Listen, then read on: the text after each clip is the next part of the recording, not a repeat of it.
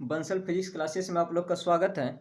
और आज का टॉपिक है मेरा सेलों का संयोजन। इसके पहले हम बता चुके थे सेल, विद्युत भाग बल, टर्मिनल वोल्टता एवं आंतरिक प्रतिरोध। उसी फार्मूला का यूज करते हुए आज का हम जो बनाएंगे सेलों का समूहन या सेलों का संयोजन, कॉम्बिनेशन ऑफ सेल। तो ये टॉपिक को अच्छी तरह से समझिएगा, खास करके इसके फार्मूले को, क्योंकि आपका जो एग्जाम में आएगा फार्मूला से रिलेटेड न्यूमेरिकल या ऑब्जेक्टिव क्वेश्चन आएगा। कभी आपको ये प्रूव करने के लिए क्वेश्चन नहीं पूछेगा एग्जाम में, +2 के एग्जाम में। तो चलते हैं सेलों का संयोजन। तो हम देख रहे हैं कि सेलों का जो संयोजन है वो मुख्यतः 3 प्रकार से करते हैं हम लोग। कितना प्रकार से करते हैं? 3 प्रकार से। पहला श्रेणी क्रम संयोजन, समांतर क्रम संयोजन और मिश्रित क्रम संयोजन। श्रेणी क्रम संयोजन, समांतर क्रम संयोजन एवं मिश्रित क्रम संयोजन। तो हमारे सिलेबस में मुख्यतः जो क्वेश्चन पूछे जाते हैं यही 2 से क्वेश्चन पूछे जाते हैं, तीसरा से क्वेश्चन नहीं पूछे जाते हैं। मिश्रित क्रम संयोजन से, समूहन से क्वेश्चन नहीं पूछे जाते हैं। तो पर भी हम आपको ये बता देंगे। तत्काल हम लोग 2 ही को पढ़ेंगे अभी, श्रेणी क्रम और समांतर क्रम। आज हम सिर्फ एक बताने वाले हैं, आज के क्लास में सिर्फ श्रेणी क्रम बताने वाले हैं। समांतर क्रम और मिश्रित क्रम हम नेक्स्ट क्लास में बताएंगे। आज बहुत ही कम टाइम है हमको, ठीक। चलते हैं 1 नंबर श्रेणी क्रम संयोजन। इसका स्क्रीनशॉट ले लीजिएगा आप लोग।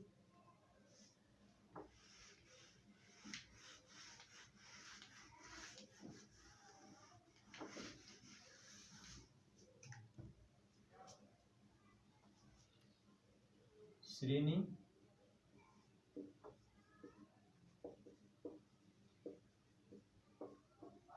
संयोजन। कल हम आपको यह बताए थे कि जब हम सेल बना रहे थे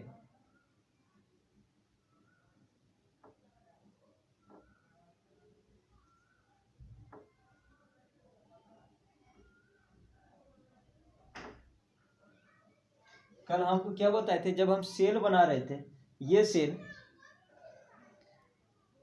का जब हम इसको यूज में नहीं लेते तब ये वाला जो पार्ट होता है ये क्या कहलाता है मेरा? ये वाला पार्ट कहलाता है विद्युत भाग बल, मतलब ई बोलते हैं इसको। क्या बोलते हैं? ई बोलते हैं। और इसके साथ क्या रहता था? आंतरिक प्रतिरोध रहता था। आंतरिक प्रतिरोध मतलब आर रहता था। कल के क्लास देख लीजिएगा जो आप लोग नहीं देखे हैं। अब चलते हैं आगे। अब देखिए श्रेणी क्रम की बात करें तो मतलब हम क्रम से जो है 1 2 2 से अधिक 3 4 हम लोग सेल लगाएंगे। मतलब कहने का अर्थ है कि एक सेल का ऋण ध्रुव को, ये प्लस हो गया माइनस हो गया, दूसरे सेल के धन ध्रुव से, फिर दूसरे सेल के ऋण ध्रुव को तीसरे सेल के धन ध्रुव से, इस प्रकार का जो संयोजन होता है वही क्या कहलाता है मेरा? श्रेणी क्रम संयोजन। मतलब कहने करते हैं एक सेल का ऋण ध्रुव दूसरे सेल का धन ध्रुव से, फिर दूसरे सेल का ऋण ध्रुव तीसरे सेल के धन ध्रुव से जोड़कर जो संयोजन प्राप्त करते हैं वही मेरा क्या कहलाता है? सेलों का श्रेणी क्रम संयोजन। तो चलते देखिए, ये हो गया प्लस, ये हो गया माइनस, फिर दूसरा सेल लगा देंगे श्रेणी क्रम में।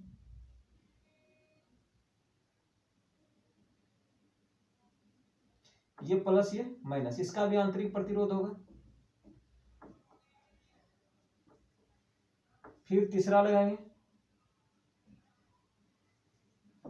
फिर तीसरा लगाएंगे, चौथा लगाएंगे। मतलब इस तरह हम लोग कितना सेल लगा सकते हैं? n सेल लगा सकते हैं। मान लिया जाए हम लोग कितना लगा दिए?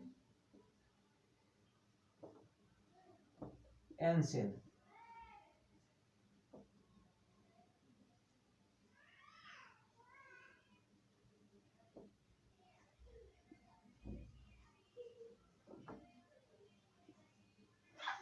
देखिए यहाँ पे क्या हो गया, मतलब एक सेल का जो मेरा धन ध्रुव, एक सेल का जो ऋण ध्रुव है दूसरे सेल के किससे जुड़ा हुआ है? धन से जुड़ा हुआ है। फिर दूसरे सेल का जो मेरा ऋण ध्रुव है तीसरे सेल का धन ध्रुव से जुड़ा हुआ है। चौथे सेल का जो मेरा ऋण ध्रुव है पांचवा सेल का वो धन ध्रुव से जुड़ा हुआ है। इस प्रकार जो संयोजन प्राप्त करते हैं वही क्या हो गया मेरा? सेलों का श्रेणी क्रम संयोजन हो गया। चलते इसको मिटाते हैं।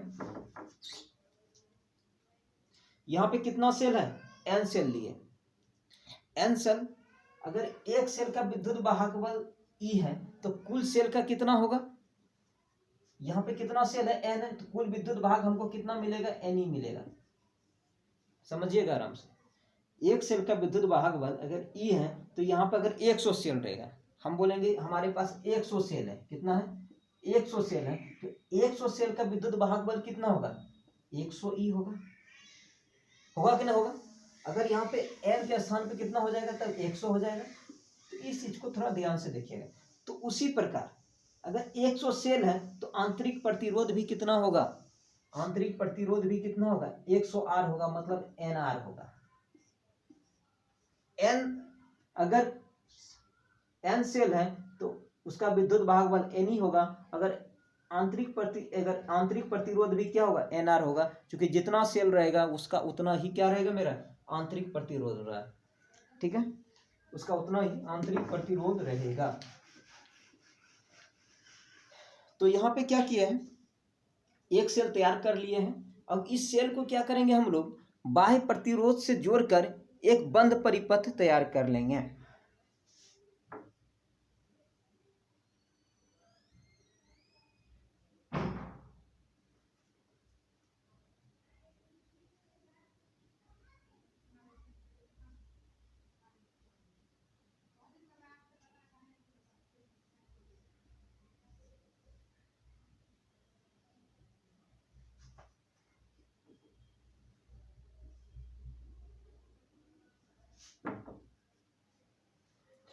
देखिए, अब यहां से जैसे ही बाह्य प्रतिरोध लगा दिए, मतलब ये तो बंद परिपथ हो गया, यहाँ पे क्लोज कर दिया, स्विच लगा दिया है, अब तो ये बंद हो गया। और बंद परिपथ जैसे होगा तो सेल में विद्युत धारा प्रवाहित होने लगेगा।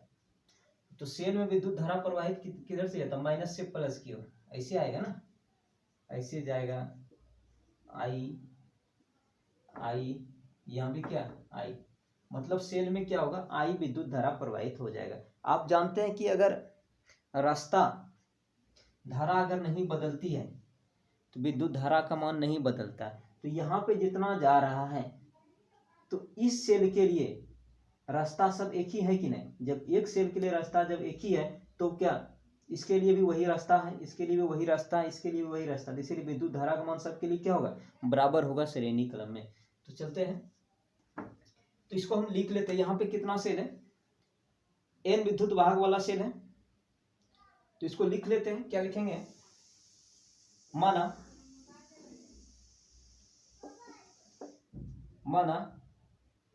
E विद्युत वाहक, माना E विद्युत वाहक बल वाला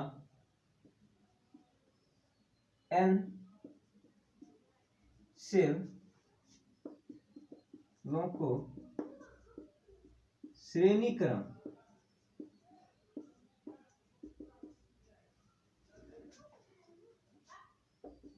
क्रम में जोड़ा गया है। क्या लिखे, माना ई विद्युत वाहक बल वाला, ई विद्युत वाहक बल वाला n सेलों को श्रेणी क्रम में जोड़ा गया है एवं इसे एक बंद एवं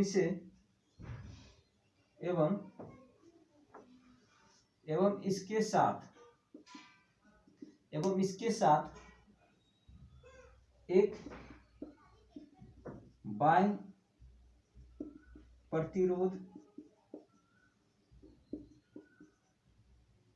एक बाह्य प्रतिरोध R, माना ई विद्युत वाहक वाला n सेल को श्रेणी क्रम में जोड़ा गया है एवं इसके साथ एक बाह्य प्रतिरोध R को जोड़कर एक बंद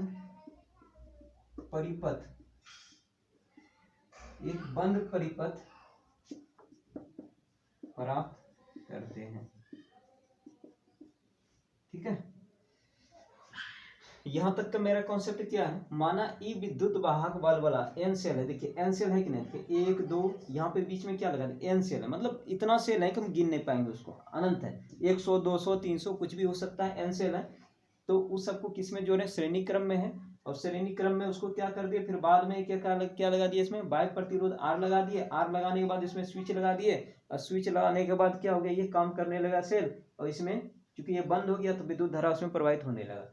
तो एन सेल को क्या कर दिया, श्रेणी क्रम में जोड़ा गया है, और इसके साथ एक बाह्य प्रतिरोध आर को जोड़कर, बाह्य प्रतिरोध आर को जोड़कर क्या कर दिया, बंद परिपथ प्राप्त करते हैं। ठीक है,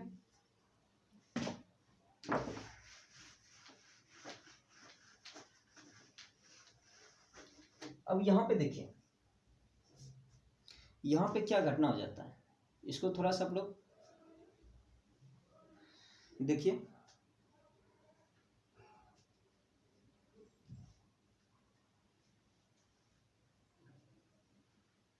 यहाँ पे हम ये देखते हैं कि जितना भी मेरा ये प्रतिरोध है, टोटल मेरा क्या, श्रेणी क्रम में, टोटल प्रतिरोध कितना है, श्रेणी क्रम में। यहाँ पे देख सकते हैं कुल आंतरिक प्रतिरोध कितना हो जाएगा, यहाँ पे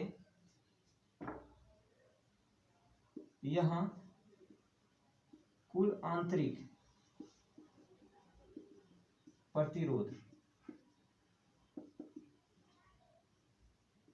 एन आर होगा, नहीं होगा, यहाँ पे कुल आंतरिक प्रतिरोध एन आर होगा कि नहीं होगा, होगा। और बाह्य प्रतिरोध मेरा क्या है, बाह्य प्रतिरोध मेरा कितना है, आर। देखिए ये भी श्रेणी क्रम में, और ये सब भी क्या मेरा श्रेणी क्रम में है।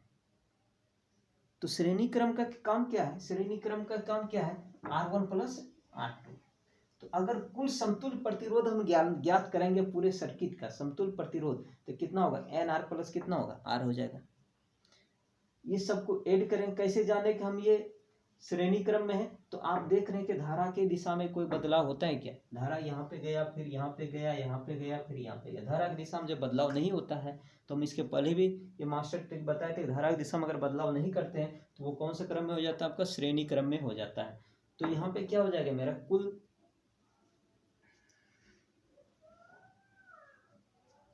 यहाँ पे लिख देते हैं, यहाँ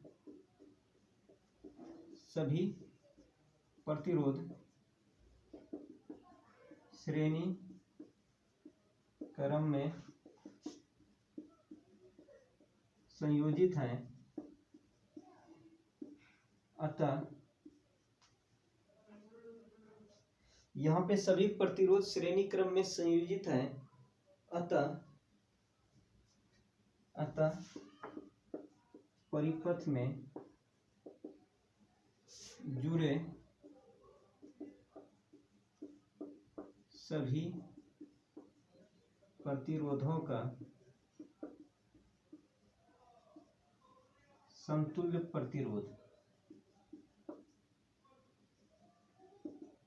अगर सभी प्रतिरोधों का समतुल्य प्रतिरोध निकालेंगे तो कितना हो जाएगा मेरा, श्रेणी क्रम में अगर हम इसको R1 मान लेते हैं, इसको R2 मान लेते हैं, मतलब इस सब का नहीं का अर्थ है, अगर ये प्रतिरोध ऐसे रहता मेरा, ऐसे ऐसे, ये कितना रहता है, यहाँ पे R रहता है, धारा ऐसे आता है, ऐसे आता है, ठीक है। तो यहाँ पे क्या होता है, इस सबको हम जोड़ते पर ये NR, ये कितना होता है NR अब प्लस कितना R, तो यही होता है मेरा कुल, चीज श्रेणी क्रम में है तो दोनों जब श्रेणीय क्रम में है तो कितना होगा, NR plus R, NR plus R। समतुल्य प्रतिरोध इसको मान लेते हैं हम कि RX मान लेते हैं, कितना मान लेते हैं, RX मान लेते हैं, ठीक है। तो समतुल्य प्रतिरोध हम निकाल चुके हैं, कितना निकाल लिए, NR प्लस R। तो समझ गए, चूंकि यहाँ पे N सेल है, उसका N आंतरिक प्रतिरोध होगा, क्योंकि अगर 10 सेल रहता 10 आंतरिक प्रतिरोध रहता, इसीलिए चूंकि N सेल है, N सेल लिए हैं हम लोग, N सेल लिए हैं, इसीलिए आंतरिक प्रतिरोध भी कितना होगा, NR, और बाह्य प्रतिरोध कितना था, R था मेरा, दोनों श्रेणी क्रम में है, क्योंकि यहाँ पे धारा एक ही दिशा में जा रहा है, जब दोनों श्रेणी क्रम में है तो कुल जो मेरा समतुल्य प्रतिरोध होगा कितना होगा, कुल समतुल्य प्रतिरोध कितना हो जाएगा मेरा, RX बराबर NR प्लस R। यहाँ तक आप लोग समझ गए होंगे, इसका स्क्रीनशॉट ले लीजिए।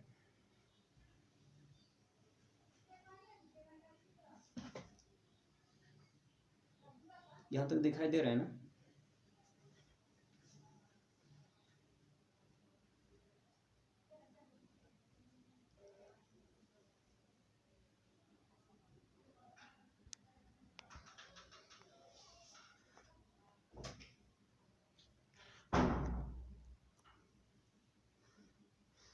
यहाँ तक का स्क्रीनशॉट ले लीजिएगा, ठीक है। तो अब आगे बढ़ते हैं हम। तो कुल समतुल्य प्रतिरोध कितना हो गया? NR plus R। मतलब ये प्रतिरोध जितना था, इसका आंतरिक प्रतिरोध NR हो गया और बाह्य प्रतिरोध R था, दोनों को जोड़ दे तो NR प्लस R हो गया, ठीक है। अब इसको मिटाते हैं।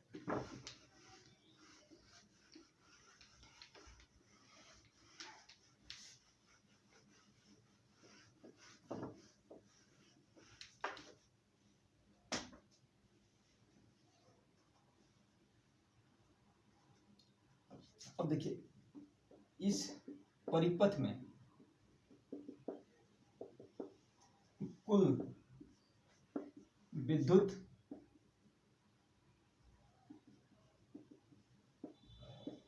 वाहक बल कितना हो जाएगा? NE हो जाएगा। जैसे आंतरिक प्रतिरोध NR हो गया, उसी तरह परिपथ में कुल विद्युत वाहक बल कितना हो जाएगा? NE हो जाएगा। होगा कि नहीं होगा?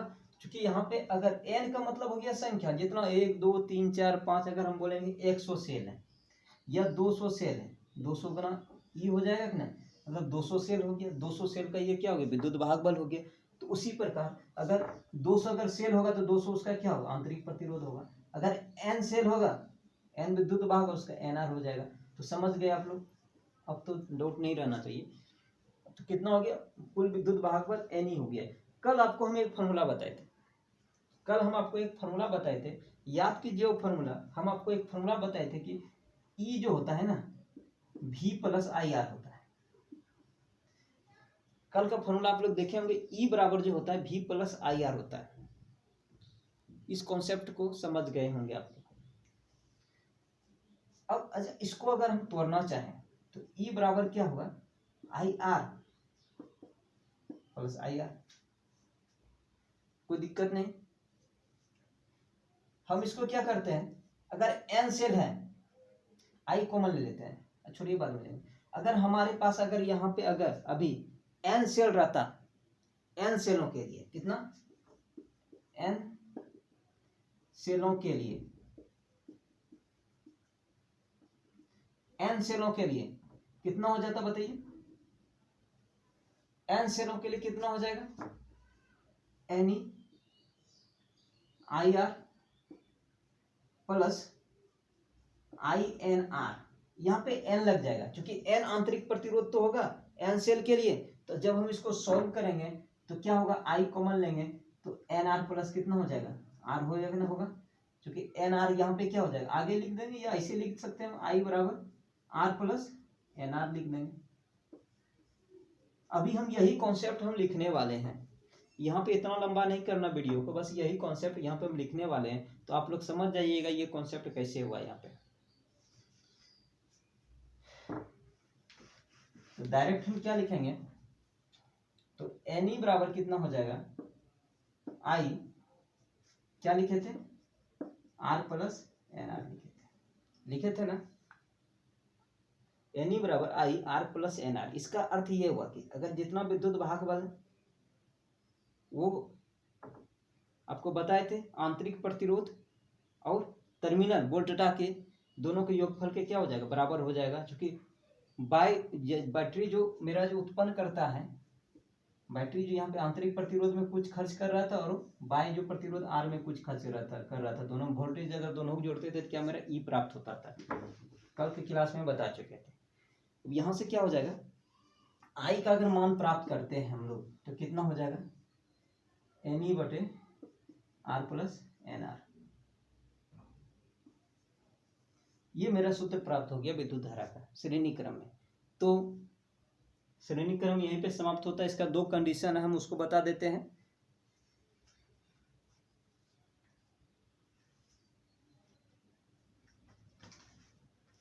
इसको यहाँ तक उतार लीजिएगा।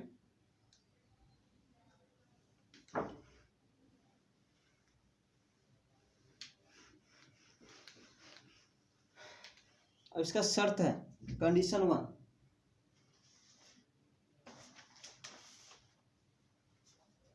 शर्त 1। आपको फॉर्मूला अभी क्या दिया, हम फॉर्मूला आपको प्राप्त करके दिए हम कि एनी बटे r plus r n r, यह फॉर्मूला दिया ना। अगर हम यहाँ पे शर्त 1 में चलते हैं, यदि n r less than r हो, तो मतलब सेल का कुल आंतरिक प्रतिरोध बहुत ही छोटा हो बाह्य प्रतिरोध से, सेल का कुल आंतरिक प्रतिरोध जितना है वो बहुत ही छोटा हो बाह्य प्रतिरोध से, तो क्या हो जाएगा, इसको हम नेगलेक्ट करते थे अक्षय स्थिति समय पढ़ाते, इसको हम क्या करते हैं, नेगलेक्ट कर देंगे। तो आई का मान कितना हो जाएगा, एनी बटे आर। अब ये हमारे लिए अगर हम लोग ऐसा करते हैं, अगर इसको बहुत ही छोटा लेते हैं तो क्या फायदा होता है या क्या हानि होता है, हम उसको समझते हैं। अगर है यहाँ पे एन हो गया संख्या, जैसे बोलेंगे हम एक सेल के लिए निकालिए अब विद्युत धारा, तो एन का मान कितना लेंगे, 1 सेल लेंगे, 1 लगाएंगे, तो यहाँ पे आई का मान कितना हो जाएगा, 1 गुना ई बटे आर। ठीक है। अगर हम बोलेंगे कि 2 सेल का मान लीजिए आप, तो 2 सेल का मान कितना होगा, यहाँ पे जो एन ई था, यहाँ पे एन के स्थान पे क्या लगाएंगे, 2 गुना ई बटे आर। हम बोलेंगे 3 सेल का मान निकालिए आप, 3 गुना। तो हम प्रत्येक स्थिति में यह देखेंगे कि जितना सेल बढ़ाएंगे उतना ही धारा का मान क्या होगा, अधिक होता जाएगा। एक सेल के लिए ई बटे आर था, 2 सेल के लिए लगा रहे थे 2 ई बटे आर हो गया, मतलब यहाँ पे 2 से गुना हो गया, तो धारा का मान तो ज्यादा होगा, इसमें उससे भी ज्यादा 3 सेल में हो जाएगा। तो इस प्रकार जो संयोजन होता है वो बहुत ही लाभदायक होता है। तो इसको लिख सकते हैं, इस प्रकार का संयोजन लाभकारी होता है। इस प्रकार का संयोजन